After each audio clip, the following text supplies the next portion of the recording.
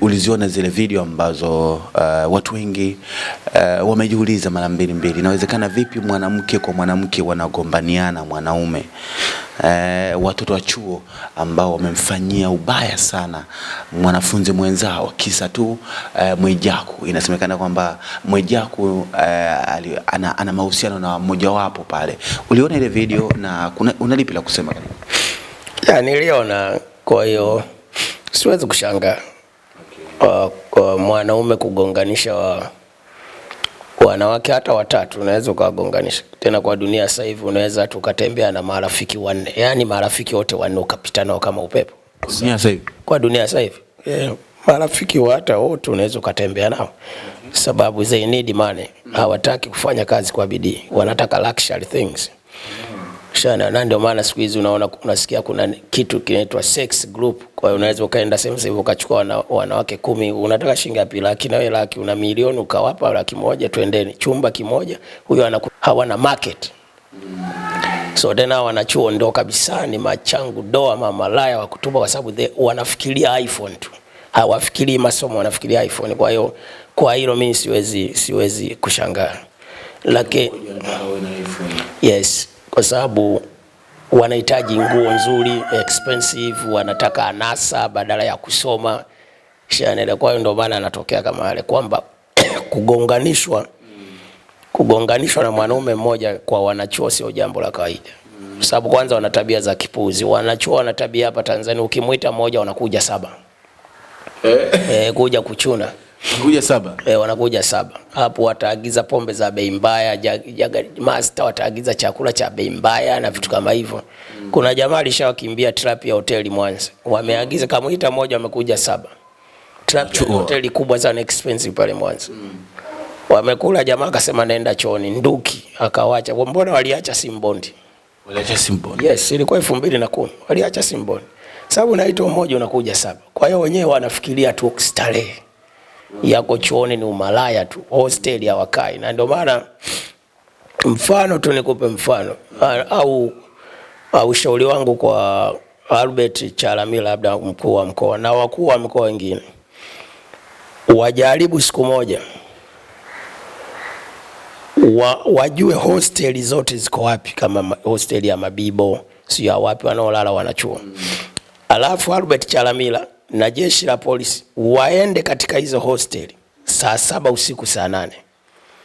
Alafu akaulize hapa hosteli wanalalaga wanachuo ngapi, labda wanalala 10. Alafu waulize ndani kuna wanachuo ngapi, wanaweza kukuta 2. Hao 8 wako wapi? Viwanja wanakula bata. Siku za weekend. So weekend, Monday to Monday kuna weekend, siku hizi na weekend. Mwanachuo kwenda weekend sio kesi, lakini wao ni Monday to Monday ya wasomi. Ni kuonga pesa lecture ili wape majibu. Hawasomi. Sawa, kama mimi sasa hivi mimi naweza nikamchukua na hela yangu mwanachuo nikasafiri hata Arusha wiki. Kule chuo nikasema anaumwa, kumbe niko naye Arusha. Nafanya naye starehe. So unasemea weekend. Weekend mwanachuo kwenda weekend kurefresh mind sio case. No case, no bale case. Lakini wao ni Monday to Monday. Muda wote wako sehemu za starehe, na wateja wakubwa sehemu za starehe Tanzania ni wanachuo. Na ndio maana sisi kwenye ajira malaya ndio wanapata ajira. Kwa sababu gani? Mwanachuo toka mwaka wa kwanza mpaka anamaliza chuo, kila alichokipata chuoni kimetokana na ngono, umalaya. Mavazi alionayo chuoni ambao babake na mamake wajui, kayapata wapi? Kwenye umalaya. iPhone milioni 4, milioni 3, babake kamnunulia simu ya 300,000. Hiyo iPhone kaipata wapi? Chuoni. iPhone ya milioni 4, milioni 3 kaipata akiwa wapi? Chuoni. Kwa sababu ya nini? Umalaya. Pombe anazokunywa Hennessy, Jagermeister, pombe za bei mbaya ni wapi? Chuoni. Likizo nyumbani hanywi pombe, wazazi wake wanajua hanywi pombe. Alafu mitihani ikija, lecture kamuonga ngono, kamuonga pesa, anagewa majibu. Hiyo yote ameipata kwa sababu ya nini? Ya umalaya. Huyu hata akimaliza chuo, anapoenda kufanya cheti feki, anakipata kwa sababu ya nini? Ya umalaya, kaonga ngono. Kwenda kwenye ajira, kwenye interview, yeye anapowaza nivae hivi ili nikamtege HR manager mwajiri, ili nimtega ashawishike, akitaka ngono nimpe ili nipate nini? Ajira. Bosi naye nitamtega, mwenye kampuni nilale naye. Kwa hiyo hata kazini yuko kwenye umalaya kwa sababu elimu yake imeendana na mfumo wa umalaya. Kwa mpaka kaajiriwa ni kwa sababu ya umalaya na kwenye kampuni yuko kimalaya. Ndio taifa hili. Tufanye kitu gani ili tuondekane na haya? Ni blaza umepita sehemu. Kwa mimi kabisa nasema sababu najua vijana wa kiume chuoni ndio wanahaswa. Ndio wanaangeka sana kusoma tofauti na wa kike. Wa kike wao ni starlet kwa sababu wanaamini nikihonga tu ile nitagewa majibu. Ushanaelewa? Mimi kama ningekuwa taifa hili na mamlaka na bumu.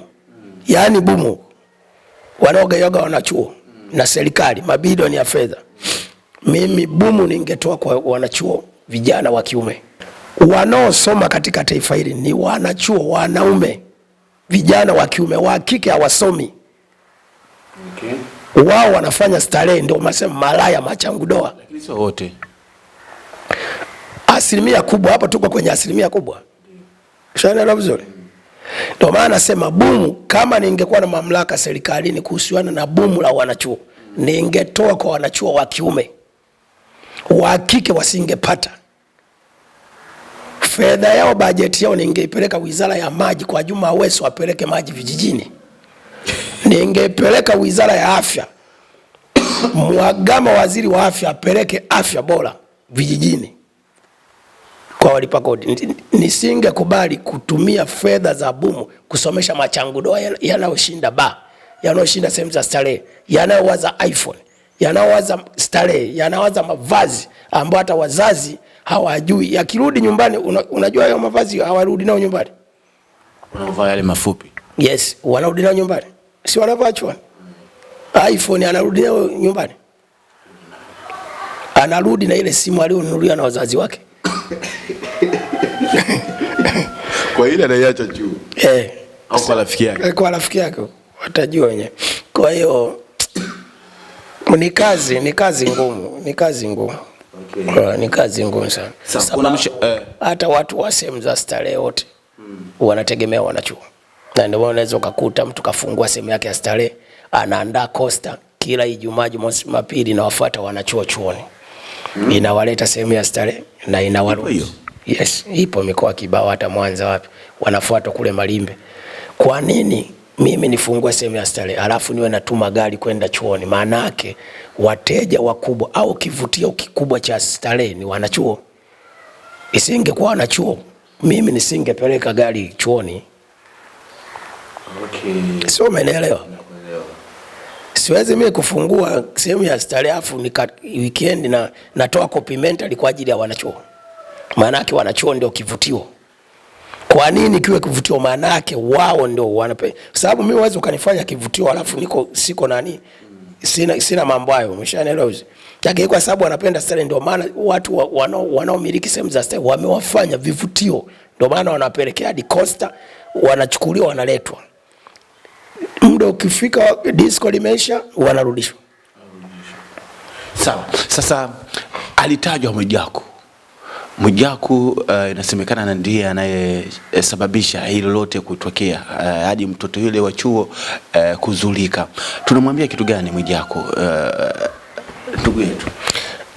Sasa mimi siwezi kumwambia kitu chochote.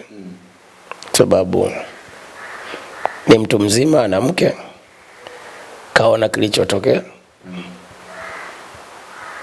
Na sio tu Mwijaku, ili taifa hili kuna watu wazima kabisa wana fedha zao, kuna viongozi wakubwa tu wanatembea na wanachuo. Viongozi wakubwa tu wenye heshima zao. Shana wanatembea na watoto wa chuo.